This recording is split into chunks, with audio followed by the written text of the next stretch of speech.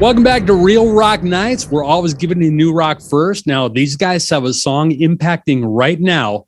And hey, we got to give it a push, man. The song is called Wake Up. And I expect everyone with an earshot of my voice to be requesting this song. Remember, a radio station near or far, you do not need to be able to hear the radio station. Do an internet search, find the fucking number, call up a radio station, request Wake Up by Hostile Within. And hey, you're going to help these guys climb the ladder. Let's meet Billy and Scott of Hostile Within. How's it going, man? Good. How are you? I am good. Great. Good. Glad to have you on here. Very glad to have you on here. I want to get a little background on Hostile Within. Are you guys all out of Virginia? We're all over the place. We originated out of North Carolina. Two of the members are still in North Carolina. I was from there. I went to high school with the drummer, Jason Hurdle. And so I moved to Virginia Beach probably, 6 or 7 years ago. And the bass players always lived up here in Chesapeake. And then Scott, you're in Newport News. I don't even know your history if that's where you're from.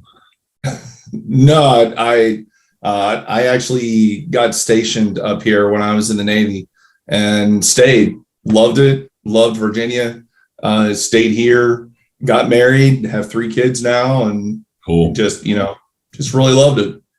Yeah. So the background, really don't. I guess we're going to say we're from Virginia Beach. Okay. There's really no origination. I mean, we're just a bunch of different musicians that have always played in different bands, and now we're all together. Now, when did Hostile Within form then? You said you were all in different bands. And now I was so the story, Jason Hurdle and I went to high school together. We were all in competing bands, I would say. We competed against each other for shows and coming up through high school. Most of our adult life, we were in different bands. I was in original bands and cover bands and everything. And about 7-8 years ago, we found ourselves, neither one of us in a band at the same exact time. So I ran into him, and we decided to try to form something. He already had Jason Hardesty, the lead guitar player, and Jeff, the bass player. So we were a 4-piece for a long time, and just recently added Scott to the mix. Been looking for that 5th piece for the whole time. So did he fit the puzzle well then? Perfect. Absolutely perfect. Yeah. Was it one of those deals where when you finally got that 5th person that did fit that puzzle, that you were kind of blown away? You were like, whoa, our shit sounds even better now. Yeah. I mean, it really completes our live show because we have a lot of harmony, a lot of melody in the songs that we can't pull off live without this 5th piece. So we were always very raw live with the vocals and really pride ourselves on the vocals and the melody that we put in the songs. And Scott just completed. I mean, he literally completed that. And I think you've played your third show. Yeah. The 3rd show. Yeah. It's gotten better every time. Well, that is good. That is good. Sure. It would kind of be a little bit disconcerting if he sucked a little more every time. Yeah, for sure. No, he's definitely a pro. That's for sure. We've all been on a lot of stages. So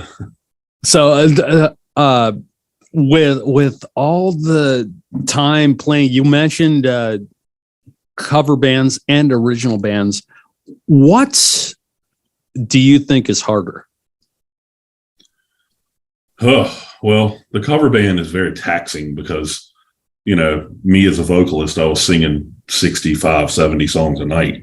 But at the end of the day, what did it really mean? It really didn't mean anything. So to me, your heart goes into your writing and recording and the different art forms and music. And it's really, the harder would be the original. I mean, because you live and die your songs. you love them, you want everybody else to love them. So yeah, to me, it's definitely the original stuff. I think it depends. I think it depends on the arena, because they can both be difficult, but they also have their easier spots. I mean, as a cover artist, it's, you're with a decent band. It's easy money. I mean, it's money. It's quick, it's easy. You're playing a bunch of songs that everybody knows. And unless you just really suck at it, you're probably gonna do fine. But the problem is that, at least for me, doing it for as many years as I've been doing it, it can be absolutely soul crushing sometimes. Okay.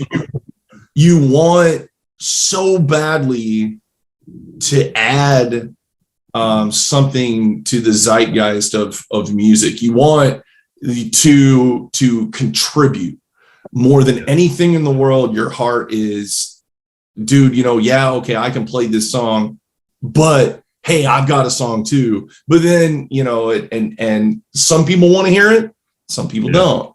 So you have this where, you're making money and you have a crowd and everything's great playing cover music, but original music is where your passion is. It's where, your heart is, but it can be harder sometimes to draw the crowd and to draw that kind of thing. So that's the tough part.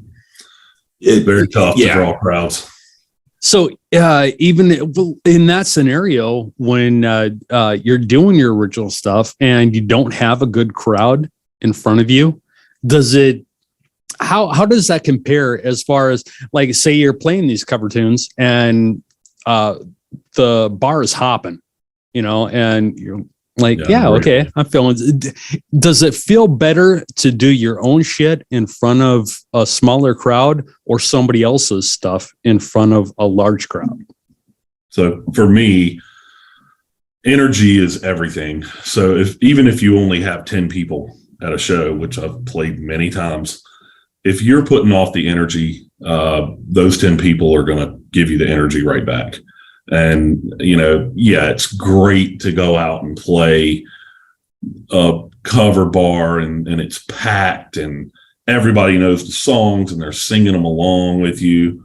But, we just played a show at a local place here, a local venue here in Virginia Beach, and opened for Gemini Syndrome. And there was probably 50 to 60 people there, but man, the energy that we put off and the energy they put off was phenomenal. I wouldn't give that up for nothing. So they were actually invested in the show. Absolutely. 100%.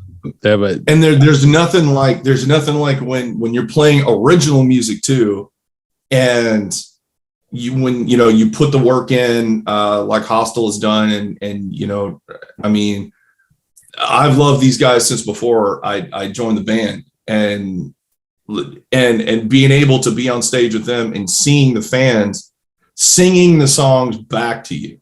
Yeah. There's nothing like that. When you see your fans that are giving you the energy, and you're sitting there and you're playing along and you're watching them sing along with your original music, nothing compares to that. Nothing ever. That would, or I can see where that would be kind of like almost, God, I don't want to say cringeworthy, but because like it's almost like you're starting to grow and they're starting to love you so much that, like, I don't know, I would feel nervous about something like that myself, because I would be like, man, I don't want to screw up. I don't want to disappoint these people. Yeah, we definitely have that. And the more we're getting out there, and I had a 10-year-old right on the front rail singing every word to every song. Oh, wow. Yeah. And, that's, to me, I take that responsibility, very highly, because I've always had a lyric problem on stage, like remembering lyrics, even to my own songs. But, I really think about it a lot more and really practice a lot more and rehearse and make sure that, we're on point on stage. So, okay. And wait a minute. You're not like a Vince Neil dude or anything, are you? No, not at all. Yeah. No, not at all. I definitely sing the words. Hey, sing it. Yeah. But, okay. I find a lot of musicians and artists that kind of fall into what they're doing. Was music always part of what you wanted to do, or did you kind of just happen upon it? Nah, 13, fell in love with guitar, got my first guitar, and I've been trying to get songs on the radio ever since. I'm 50 years old, and it's still my number one passion. So, and you finally figured out how to do it. Yeah. We finally got hooked up with the right people, and Paul Crosby Management from Saliva, drummer for Saliva, has been a tremendous help in this industry and really gave us guidance on how to do it, how to hire a radio promoter, how to get our stuff, getting spins and moving up the foundations chart. So the cool thing that I've noticed all throughout life is it's not what you know, it's who you know. Okay. And if you have the chops to pull it off or bring it out, it's like, yeah, once you hook up with the right people, and there's no stopping you.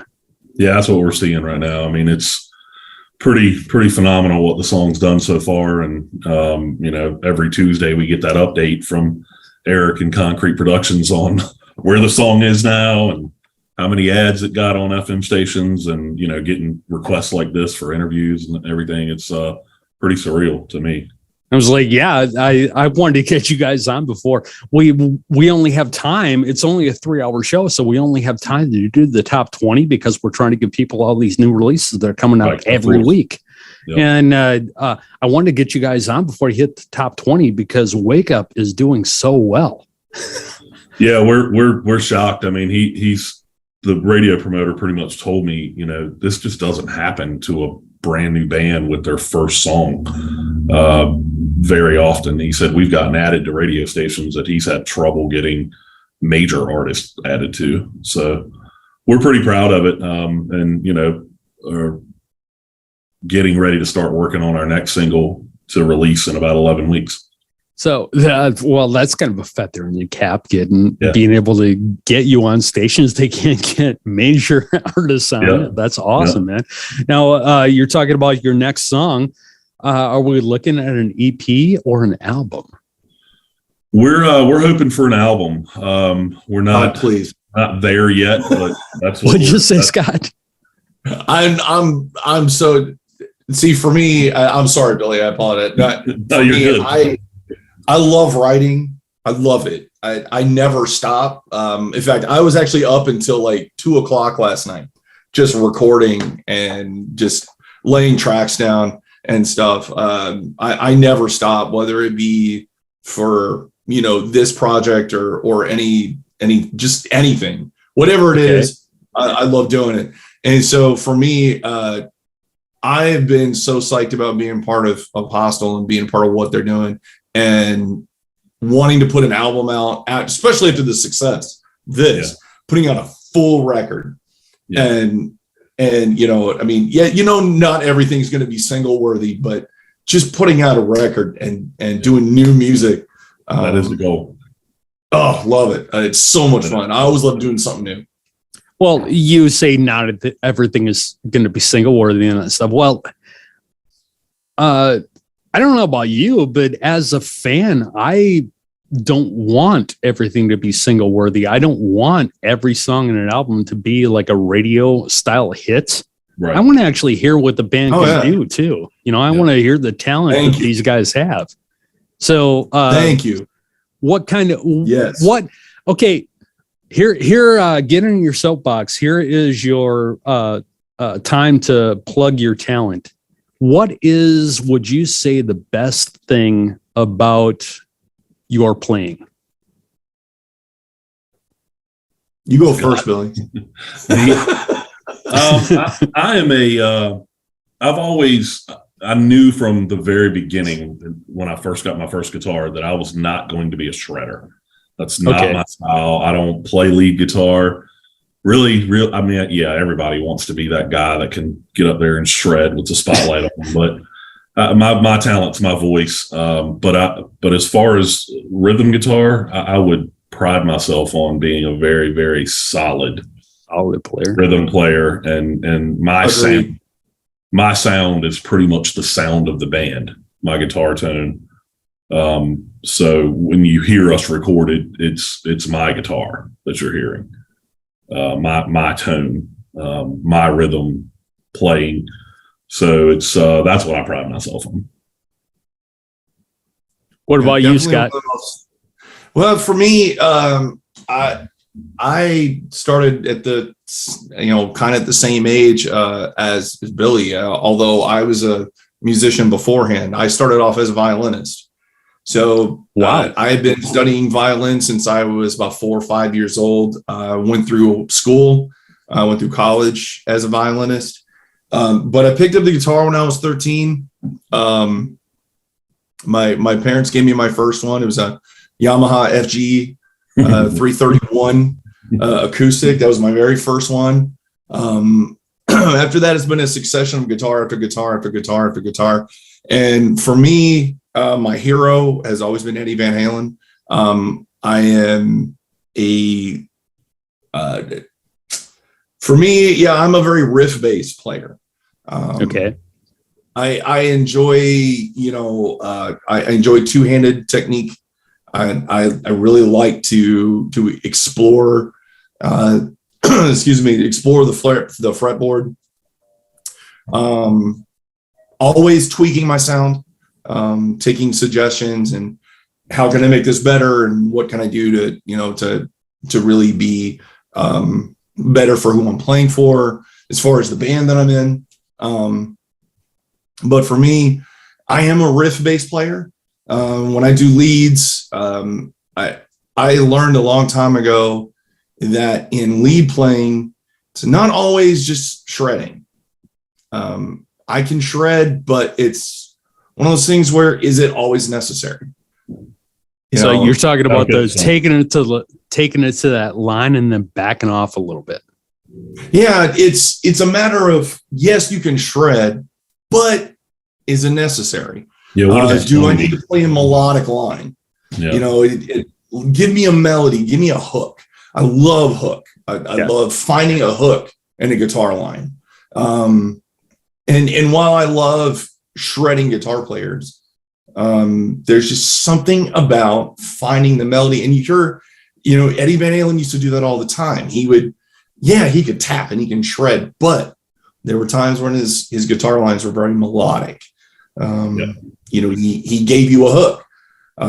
Same thing could be said about players like Nuno Bettencourt and Satriani and guys like that. They shredders for sure, but there was always a melody, and I love playing like that. The For Unlawful Carnal Knowledge is the number one record that Eddie did that on. Like his guitar playing on that record, just hands down to me, some of the best he ever did, because it was just so. It was so melodic. Everything in it was so melodic, and it wasn't like a shred. It was great riffs that had picking and everything inside of them. It was a great record. That's yeah, I agree. When Scott, when you brought up his melodic tones and that stuff, I started thinking about you really saw that when it got into like the 5150 era and the OU812. Mm-hmm. That was when that stuff started to take off a little bit more, because I don't know, I myself think that they were getting away from the hair metal stuff a little bit more, a little earlier than everybody else. And they survived that era too. They carried over the fans. Actually, and then when you brought up Nuno, I started thinking about it. It was like, because he did have like, what was that tune? Come On and Play. Yeah. Okay. He had that really showed his technical style, but then he comes out with something like Wholehearted. Yeah. It's like, oh my God, this is, and that's one of those songs that gets stuck in your head. You know, it's almost like now with talking to you about that, I can kind of see where your playing comes in, because that's what happened with this tune, Wake Up. It's like you listen to that and you're going to be humming the tune or doing the da da da for like the next couple hours until you hear the song again, because it's a freaking earworm.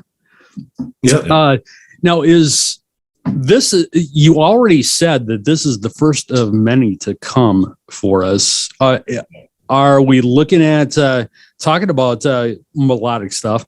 Are we looking at a harder or a little bit lighter? What kind of style are we looking for in the next couple releases?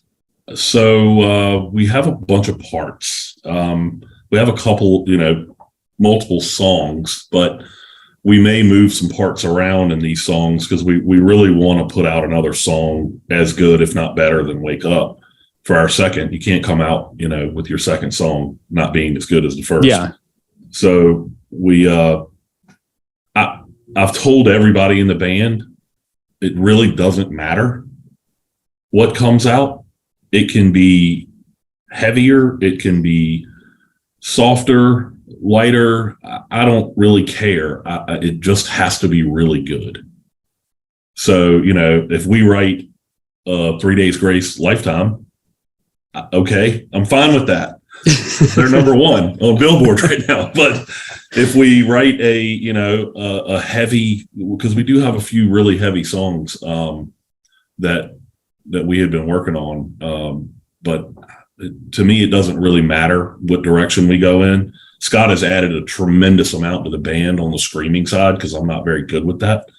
I can do very, very limited stuff with that, but he's phenomenal with it. So, and even vocally, like, to me, it doesn't matter if he's singing, I'm singing, as long as it's good.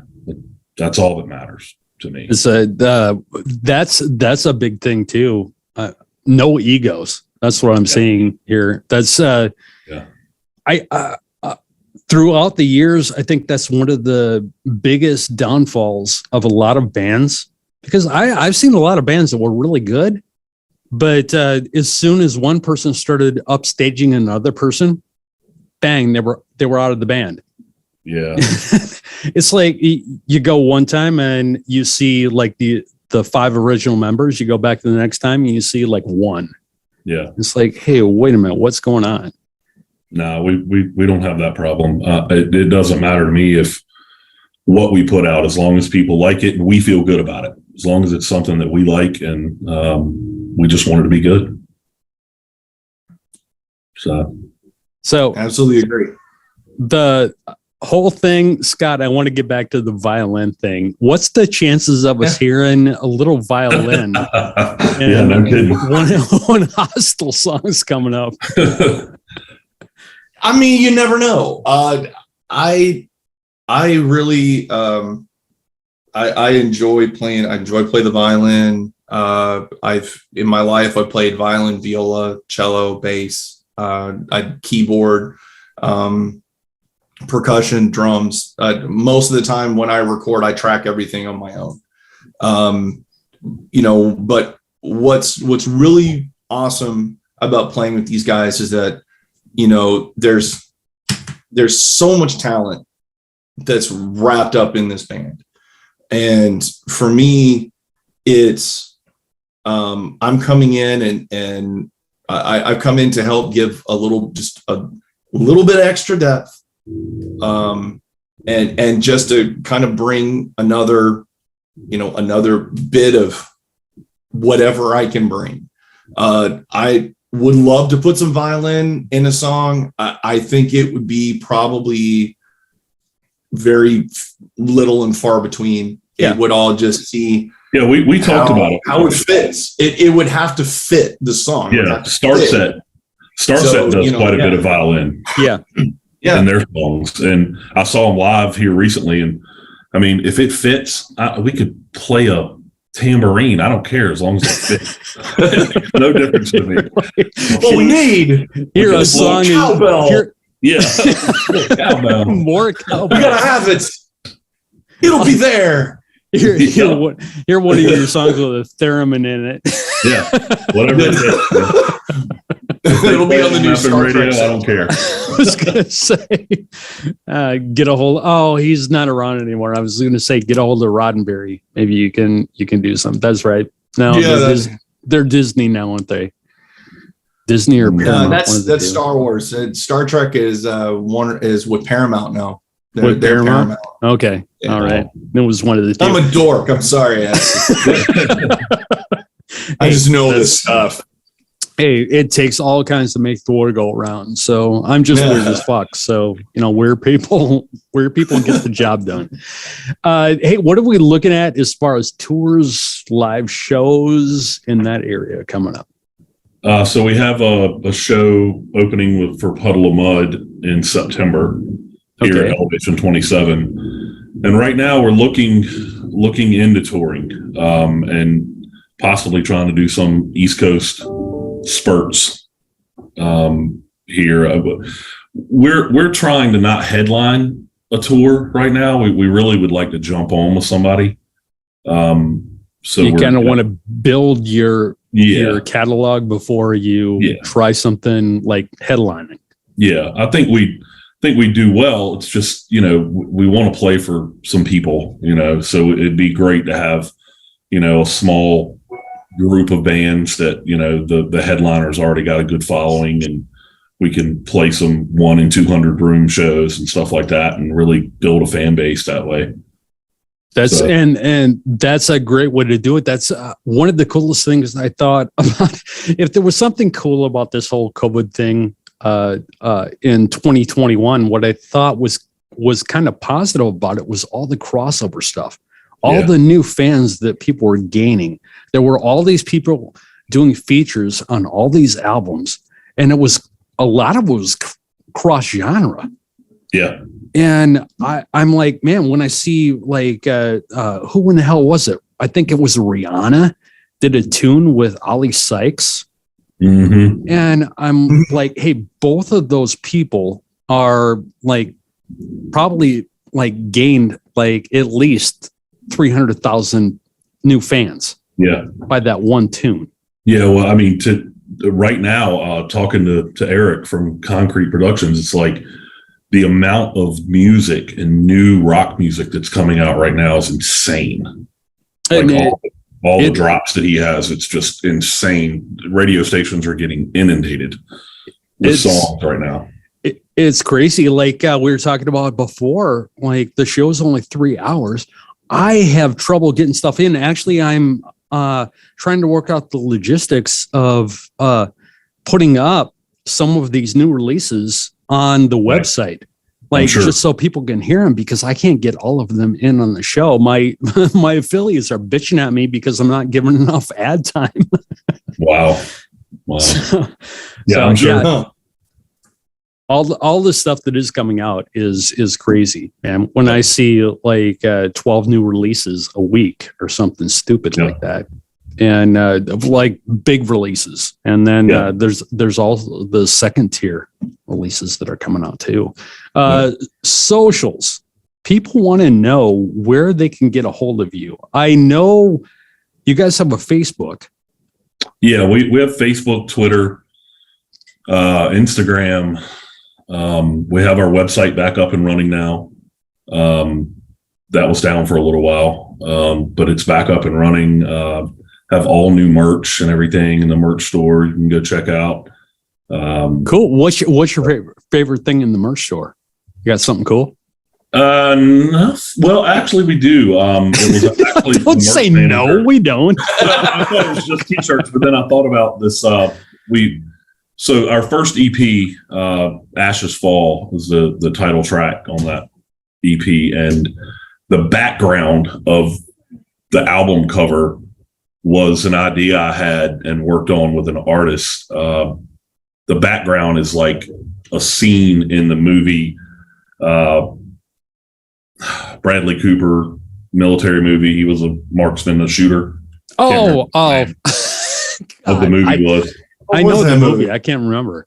But anyway, it was a backdrop of that. It's like buildings in Iraq and whatnot, but you can barely see the buildings. And so you had an idea, because the song is about military. It's about fighting and about, us honoring our military, and where we're from is a huge military presence.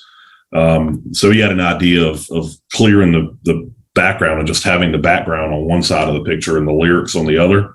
And then we all autograph it. He put them in frames. We sell them at the shows, and half the money is donated to Wounded Warriors. Oh, awesome. That's a cool thing that's on our website. You can check out. Okay, so is it hostilewithin.com? Yeah. Mm-hmm. Correct. Okay. Yeah. All right. Because and now I understand why that link, why it seemed like a dead link. Yeah, when people would click on it and well, there's nothing there, Yeah, but okay, it's now back up and running now, and it's constantly getting tweaked. Like, we're constantly adding new content, and the merch managers almost got all the merch up there now, and so it's a constant evolving thing, and we're going to try to stay real connected with updates on it and where we're playing, what we're doing. Some studio videos, some stuff like that when we get back in the studio in the next month. That's what I was starting to think of. Well, you guys are kind of busy as hell too, because you've got these real lives also. So yeah, it's not like you can be on it 24/7, and it's not like you're living in your parents' house. So one band that I had on here, I thought it was kind of funny. One of the guys lives with his parents. And during the interview, he was updating. They had 3 of the members in the interview. So 2 of the guys were doing the interview, and the third guy lived with his parents. He was editing their TikTok videos. It was like, okay, whatever gets you through, man. Actually, Scott and I talked about that. He's actually going to start us a TikTok account, and we're going to start doing some stuff on there too. All right. Mm-hmm. What do you think about doing on the TikTok channel? I've seen some bands do some cool stuff on there. Or is Scott just going to do a bunch of dancing videos? That's all I'm going to do.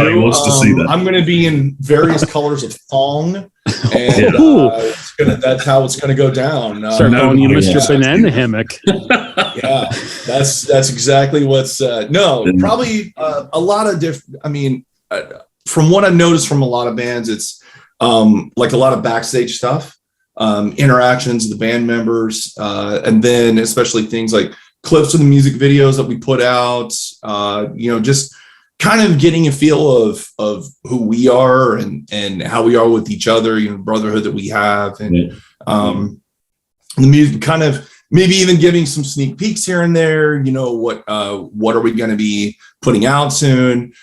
Giving little teasers and stuff. I think we talked about doing some acoustic stuff.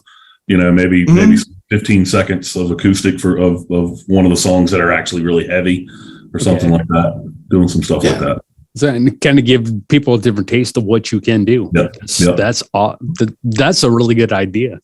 Hostilewithin.com, the website. And guys, what do you say we let people get a taste of Wake Up? All right. Okay. Yeah. Good. Thank you so much for being on Real Rock Nights. I really, really appreciate it, man. This, my friends, is the band Hostile Within and their tune Wake Up. And don't forget, request that fucking song, okay? It's right here, right now on Real Rock Nights.